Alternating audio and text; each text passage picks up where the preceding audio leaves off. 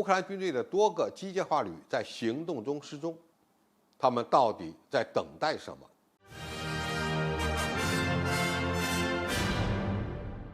观众朋友，大家好，我是付天少。对于乌克兰军队的大反攻进程缓慢，目前存在着多种解释。当然，最令人信服的是乌军遭受到了严重的损失。其实，我们还可以用乌克兰的视角来看待这场反攻，既有扎波罗热防线上的困难，也有乌军战略部署选择的诡异。首先，乌军面临的第一个困难就是雷区，这是他们此前装甲力量损失的主要灾难来源。不过，最新的消息是，乌克兰人显然找到了绕过马拉托马什卡雷区的方法，正在向南向罗布坦推进，并将瞄准托克马克。之后是梅利托波尔和亚速海。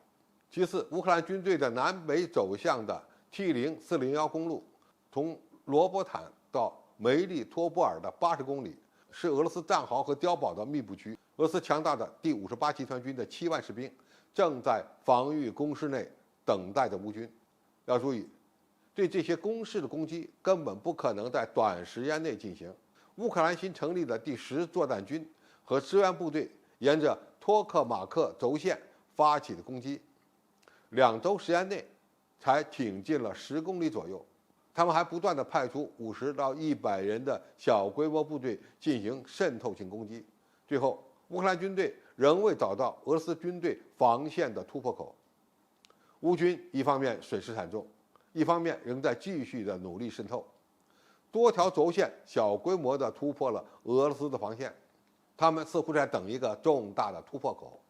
乌军的第117机械化旅和第82空中突击等未投入战斗的部队可能会通过这个突破口。现在说乌军失去了进攻潜力还为时过早。其实西方总共训练出了9个乌克兰反攻旅，但到目前为止在扎波罗热前线只看到3个。这3个旅包括第37海军陆战旅，该旅在战场上损失了几辆 AMX-10RC 侦察车。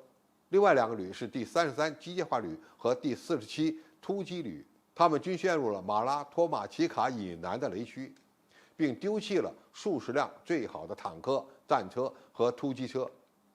这也意味着，除了上述3个旅之外，乌克兰军队还有6个旅几乎都失踪了。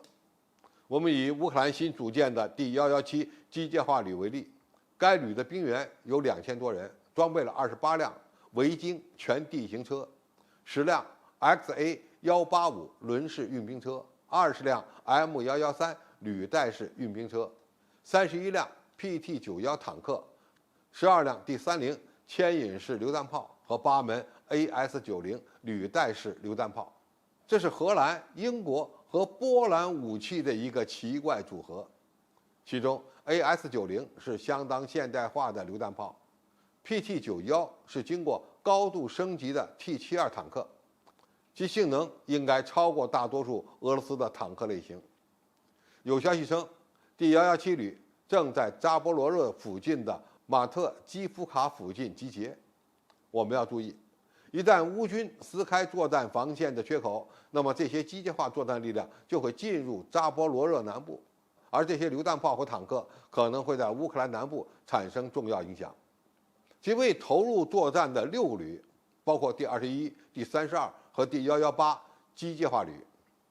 现在从表面上看，乌军好像攻势停滞了，但是实际上似乎在等一个机会。这个机会有可能会向瓦格纳发动叛乱，以及通过不断的袭击俄军后勤，从而导致前线出现补给短缺等困难局面。